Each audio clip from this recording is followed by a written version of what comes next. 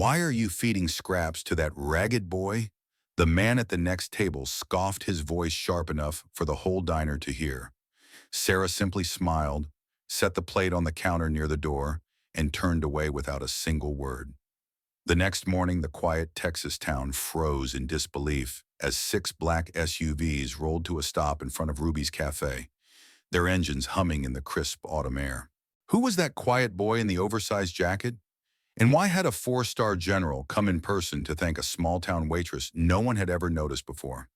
Sarah Mitchell, 31, lived in a small, no-frills apartment above the local laundromat on Main Street. The walls were thin, the floorboards creaked, and the radiator hissed in the winter, but to Sarah it was home. She had moved there 6 years ago, right after her mother passed away from heart failure. The apartment was supposed to be temporary, just until she got back on her feet. But as the months turned into years, Sarah found herself still there, a quiet figure in a quiet town. Her mother, Diane, had been her anchor. Warm, steady, and practical, Diane had worked double shifts as a nurse to keep them afloat after Sarah's father walked out when she was only 4. Growing up, Sarah had never asked many questions about why he left. It was one of those wounds her mother carried silently, a scar that never quite faded. Diane poured everything into her daughter, teaching her the value of hard work, kindness, and resilience. When Diane fell ill, Sarah was only 25. She took on 2 jobs, caring for her mother during the day and working the night shift at Ruby's Café. Even as her mother's health failed, Diane's biggest worry wasn't her own suffering. It was Sarah's future. When Diane passed, the apartment above the laundromat became Sarah's retreat, her safe corner of the world. But it was also a place of deep loneliness. The only constant companion in Sarah's life became Max, a scruffy, aging golden retriever she adopted from a shelter 3 years ago. Max wasn't just a pet, he was a lifeline. On the hardest nights, when the weight of an empty home and long shifts at the diner pressed down on her chest, Max was there, resting his head on her lap, as if to remind her she wasn't as alone as she felt. Sarah's days became a steady rhythm of work and quiet solitude. She was known around town as the reliable one, the waitress who always showed up on time, always remembered your order, always wore a gentle smile, but few people knew the loneliness she carried. The truth is, many people in small American towns, especially the older generation, understand that kind of quiet grief. Loss becomes a thread woven into the fabric of life, whether it's the loss of parents, spouses, friends, or even dreams that never had a chance to bloom. For Sarah, small acts of kindness became her way of keeping connection alive. A refill of coffee without being asked, an extra slice of pie left at a table, a sandwich placed on a bench for a hungry child. And in those moments, she discovered something that surprised even her. Sometimes the smallest gestures were the ones that carried the most weight for both the giver and the receiver. Tommy appeared one chilly evening in late September, like a shadow at the edge of Sarah's world. She first noticed him near the back of Ruby's Café, huddled close to the dumpsters in the parking lot, half hidden behind a stack of old milk crates. He couldn't have been more than 9, his thin frame swallowed by a jacket at least 3 sizes too big, the sleeves dangling past his fingers. His dark hair was messy, his cheeks smudged with dirt, and his eyes, though wary, watched the world with a quiet intensity far beyond his years. At first, Sarah thought she was imagining things. She caught a glimpse of him as she took out the trash, but when she looked again, he was gone. The next night there, he was again, watching from the shadows. He never approached, never spoke, never made a sound. Sarah felt a tug in her chest, an ache she hadn't expected. She knew that kind of hunger, not just for food, but for safety, for warmth, for someone to notice you. That evening, Sarah did something small but deliberate. As she cleared the last table, she packed a sandwich and some fries into a takeout container and set it near the back door, just inside the alley. She walked away without looking back. When she returned a few minutes later, the box was gone. From then on, the ritual unfolded every night. Sarah didn't need to look to know Tommy was there. The faint shift of a shadow, the whisper of movement was enough. Each night, she left something: a grilled cheese sandwich, leftover pie, or sometimes just a warm biscuit wrapped in a napkin. And each morning, the empty container waited by the dumpster, carefully set aside as if in thanks. Over time, Tommy grew bolder. He stopped hiding by the dumpsters and started sitting on the wooden bench near the edge of the lot. Still, he never crossed the threshold of the cafe. He never spoke, never waved, never begged. He simply waited, small and silent eyes trained on the back door. Sarah never tried to force a conversation. She understood instinctively that trust had to be earned slowly, gently. So she offered what she could, food, a nod of recognition, and the grace of leaving the boy's dignity intact. It's easy to overlook children like Tommy, the invisible ones. In every town, every neighborhood, there are kids drifting through the margins, kids who slip through the cracks without anyone noticing. Who sees them? Who stops to care? For Sarah, that question became impossible to ignore. And though she didn't have much to give, she gave what she could night after night. Because sometimes the smallest gesture can remind a child that they are not invisible, that they matter. It was a Thursday evening when Richard Evans walked into Ruby's cafe. His polished black shoes clicked sharply on the old checkered floor. His tailored navy suit a sharp contrast to the worn booze and simple charm of the small-town diner. Richard wasn't a local. His sleek BMW was parked just down the street at the auto shop for repairs, and he had wandered in looking for a quick meal. Sarah could feel his eyes on her as she moved between tables, balancing plates of pot roast and steaming cups of coffee. She kept her smile polite, her movements efficient as always. At the back of her mind, she was aware of Tommy sitting on the bench outside waiting as he always did. Tonight she had packed him a turkey sandwich and a small bag of chips. As she walked toward the back door to leave it by its usual spot, Richard's voice cut through the soft din of the diner. Giving scraps to that ragged boy, he sneered loudly, his voice carrying easily across the small room. Giving garbage to garbage. The words hit the air like a slap, and the cafe seemed to momentarily freeze. A young couple at the next table shifted uncomfortably. An elderly woman in the corner lowered her coffee cup and glanced away. Even the clatter of forks and knives paused for a beat. Sarah felt her cheeks flush, the sting of embarrassment blooming in her chest. But she didn't stop. She simply placed the container near the door, gave a small nod toward the bench outside, and turned back inside without a word. As she crossed the room, her heart was hammering, but her face stayed calm. She had learned long ago that sometimes silence was stronger than argument. But Mike Reynolds, the owner of Ruby's Cafe for nearly 4 decades, wasn't about to let it slide. From behind the counter where he'd been drying glasses with a faded dish towel, Mike moved with quiet purpose toward Richard's table. "Coffee refill, Sir?" Mike asked pleasantly. Though his voice held a subtle edge, Richard gave a dismissive wave. "Sure, and maybe tell your waitress to save her charity for someone who matters. Kids like that are just leeches on society." Mike's hands moved steadily, pouring coffee into Richard's cup with practiced ease. Then he looked the man directly in the eye and said softly but firmly, "Everyone matters in my diner, sir. We don't pick and choose who deserves kindness here." Richard froze, his smirk faltering for a moment. Around him, the other diners watched quietly. No one spoke, but the weight of their attention hung in the air. Richard coughed awkwardly, stirred his coffee, and dropped his gaze to his plate. The tension eased, the quiet murmur of conversation slowly returned, and Sarah resumed her work, her heart a little lighter. It's easy to imagine that courage always comes with shouting, with fists on tables or raised voices. But the truth is, courage often whispers. It's the quiet voice that says enough when cruelty creeps into everyday life. It's the steady hands that keep pouring coffee while standing up for what's right. That night, Sarah learned again what she had always known deep down. You don't need to fight every battle with words. Sometimes just doing the right thing, calmly, quietly, speaks louder than anger ever could. And in a world full of noise, that kind of quiet bravery matters more than we often realize. That Thursday night, as Sarah finished wiping down the counters and turned off the neon open sign, she noticed something unusual near the back door. Resting on the corner of the wooden bench where she always left Tommy's meals was a small folded scrap of paper pinned down by a smooth round stone. Sarah picked it up carefully, her fingers trembling slightly as she unfolded the crumpled page. Written in shaky, uneven pencil strokes were the words Dad said, "If someone is kind to you, tell his friend." For a long moment, Sarah just stood there, the paper fluttering slightly in her hand. It was the first message Tommy had ever left, the first sign that the silent exchange they had built over weeks meant something deeper to him. She felt a tightness in her throat, a wave of unexpected emotion welling up. The words were simple, almost childlike, but they carried the weight of something larger. Something Sarah couldn't fully understand yet. That night, Sarah lay awake in her small apartment above the laundromat. Max, her old golden retriever, snored softly at her feet, but Sarah's mind refused to quiet. She turned the note over and over in her hands, reading the line again and again. Who was Tommy's father? Where was he now? Why did Tommy wander alone in the cold night, relying on scraps from a diner? For the first time, Sarah wondered if the sandwiches and fries were enough. Was she really helping, or was she just easing her own conscience? She thought about going to the police or contacting child services, but something in her heart hesitated. Tommy was wary, skittish.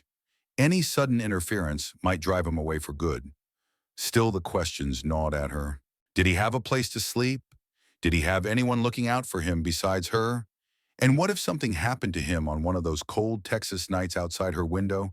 The quiet town slept under a blanket of stars, the streets empty except for the occasional rustle of wind through the trees. But in Sarah's chest, a storm of doubt and worry raged. It's a hard truth that so many people wrestle with. When is kindness enough? Giving a meal, offering a warm coat, handing over a few dollars at a stoplight. These are small mercies, but sometimes they barely scratch the surface of someone's need. When does an act of charity become a lifeline? And when does it become a bandage over a wound that needs real healing? By morning, Sarah was no closer to an answer. But one thing was clear. Her connection to Tommy had changed. It was no longer just about sandwiches and leftovers. She felt responsible now, not just for his hunger, but for the quiet message he had trusted her with. She promised herself that when he came back, if he came back, she would find a way to do more. That morning, as Sarah poured herself a cup of coffee before her shift, she tucked the note carefully into her wallet. It stayed there, a quiet reminder pressed between faded receipts and crumpled bills, whispering to her in the quiet moments. Kindness matters, but sometimes kindness must be the beginning, not the end. The next morning, just as the golden light of Texas dawn settled over the quiet town, Ruby's Café was already stirring with its usual rhythm. Sarah had come in early, still restless from the night before, pouring coffee for the regulars and trying to focus on her tasks. But a hum of sound outside made her glance up the low, steady rumble of engines, too synchronized, too deliberate to be ordinary traffic. Through the large front window, she saw them 6 black SUVs pulling up to the curb, their polished surfaces dusted from the rural roads, their presence unmistakably official. Conversation in the cafe fell away. Forks hovered midair. Even the old jukebox seemed to quiet the usual morning soundtrack, fading into a hush of anticipation. The doors of the lead vehicle opened and a tall man in uniform stepped out, his bearing crisp and unmistakably military. The sunlight caught the polished stars on his shoulders, 4 of them gleaming against his olive green jacket. His face was lined but resolute, his silver hair cut in precise military fashion. As he entered Ruby's Café, the small bell above the door gave a soft, almost delicate chime, a sound far too ordinary for the moment unfolding. Sarah froze behind the counter, her hand resting on the coffee pot. The general's eyes swept the room with quiet authority before they landed on her. With careful, measured steps, he approached. "Are you Sarah Mitchell?" he asked, his voice calm but carrying the weight of command. Sarah nodded, her throat tight. "Yes, sir." The general gave a small nod of acknowledgement. "I'm General Charles Montgomery," he said, extending his hand. "I'm Tommy's grandfather." For a second, Sarah struggled to process the words grandfather. She had assumed, if she had assumed anything, that Tommy had no one. But now standing before her was a man whose presence filled the room, not just with rank, but with something heavier: grief. "My grandson lost his mother a month ago to cancer," General Montgomery explained quietly, his voice softening. "His father, my son, was killed in Afghanistan 2 years ago. We've been trying to help Tommy through his grief, but—" His eyes briefly flicked away, gathering himself. "Sometimes children withdraw into places we can't easily reach." Sarah felt a sudden rush of understanding, the pieces falling together. The oversized military jacket, the cautious silence, the desperate need for a safe harbor. "He trusted you." The general continued, his voice catching ever so slightly. "You were the first person he let in." Around them, the cafe remained hushed, the usual clatter of plates and coffee cups replaced by a kind of reverent stillness. Even the regulars, men and women who had known Sarah for years, looked on with quiet awe. Sarah felt her eyes sting as she glanced toward the door, half expecting to see Tommy's small frame just outside waiting. Families of military service members carry wounds that don't always show the kind no medal or folded flag can heal. Behind the discipline, the folded uniforms and the ceremonial salutes are empty chairs at dinner tables. Birthdays missed and children like Tommy who carry burdens far too heavy for their small shoulders. In that moment, Sarah realized that her quiet acts of kindness had bridged a gap that uniforms and authority couldn't cross. She hadn't just fed a hungry boy, she had offered him dignity, a reminder that he wasn't invisible.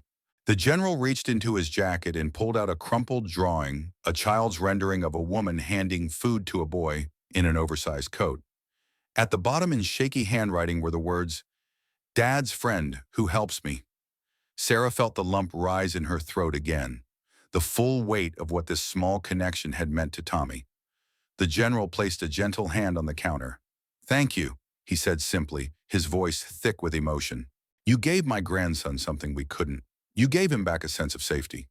And as Sarah stood there, the quiet hum of Ruby's Café returned, but the place would never quite be the same again. General Charles Montgomery stood at the counter, his polished boots planted firmly on the checkered floor of Ruby's Café. In his hands, he held a folded child's drawing, Tommy's drawing. As he carefully opened it, the room seemed to draw in a collective breath. The picture was simple, done in crayon on lined paper. A woman with a kind face handing food to a small boy in an oversized jacket. Beneath it in shaky letters were the words, "Dad's friend who helps me." Sarah stared at the paper, her chest tightening. She had no idea that her quiet, wordless acts had reached Tommy in such a deep, lasting way. The general's voice softened as he spoke.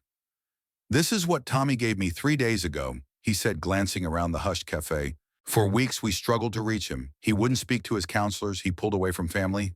But then this you became his anchor." Sarah swallowed hard, emotion rising in her throat. She barely noticed as one of the general's aides stepped forward carrying a dark leather case. With deliberate care, the general opened it, revealing a gleaming medallion on a blue ribbon, the Civilian Service Medal. "This," the general continued, "is rarely awarded to civilians. But in our eyes, you went above and beyond the call of ordinary kindness. You saw a child in need, and you gave without question, without judgment. You reminded a grieving boy that compassion still exists in the world." Sarah's eyes filled her hands, trembling slightly as the general gently placed the medal in her palm. Around her, the cafe had gone utterly still. Mike Reynolds, the cafe owner, stood quietly near the kitchen, his arms folded across his chest, a rare softness in his usually gruff expression. Linda, his wife, dabbed at her eyes with a napkin. Even the regulars, the ranchers, the truck drivers, the elderly couples looked on with reverence. Then the door chimed softly. All heads turned as Tommy stepped hesitantly into the cafe. He was freshly washed, his hair combed, wearing a clean jacket. His wide brown eyes scanned the room, and when they landed on Sarah, a tiny, shy smile tugged at the corner of his mouth. For the first time, Tommy's voice broke the silence. "Hi, Miss Sarah." It was a whisper, barely there.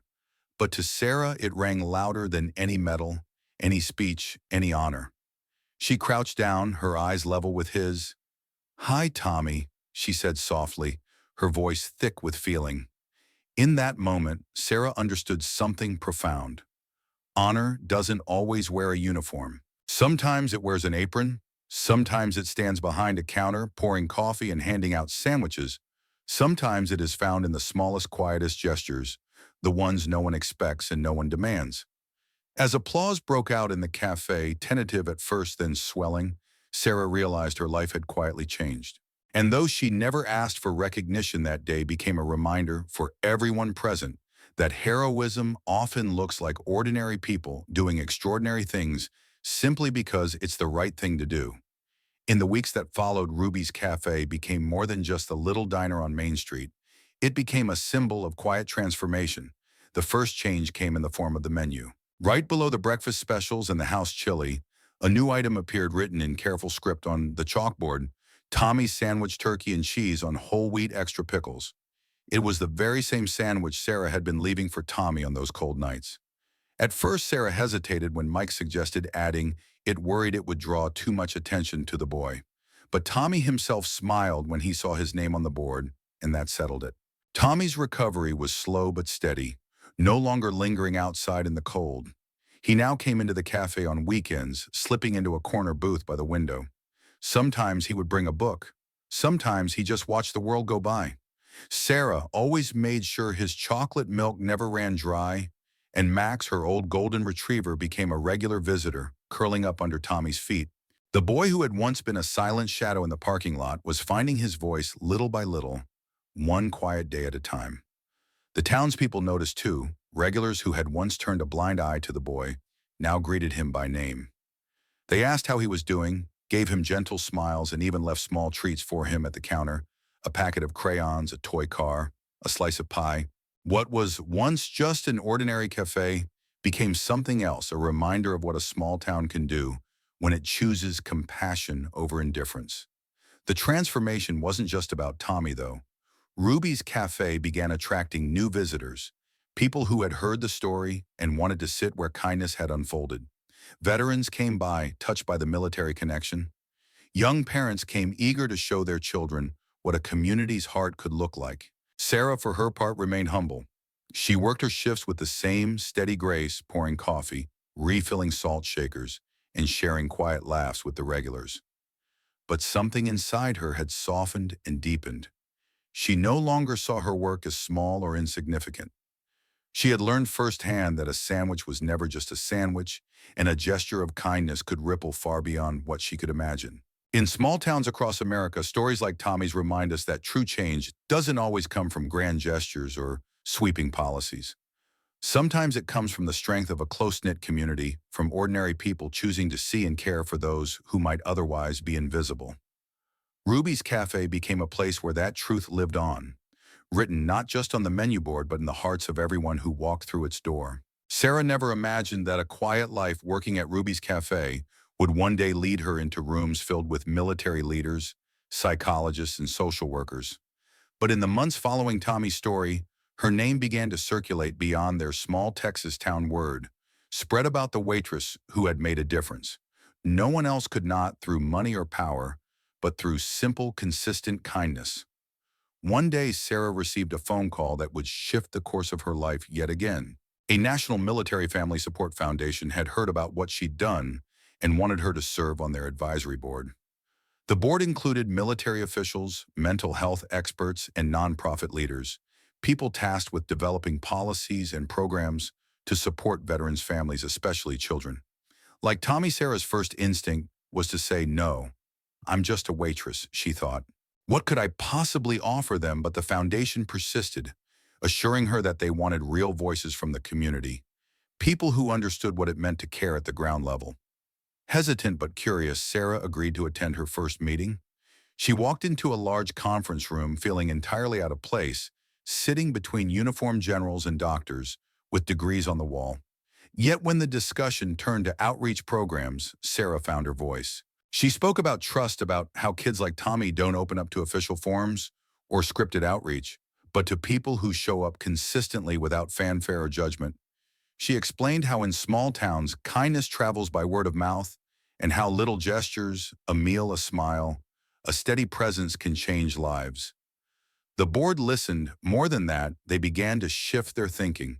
Some programs were redesigned to include local cafe owners, school staff, and volunteers in their strategies. Sarah even helped pilot a training program to teach community members how to notice and respond to quiet signs of struggle among military families.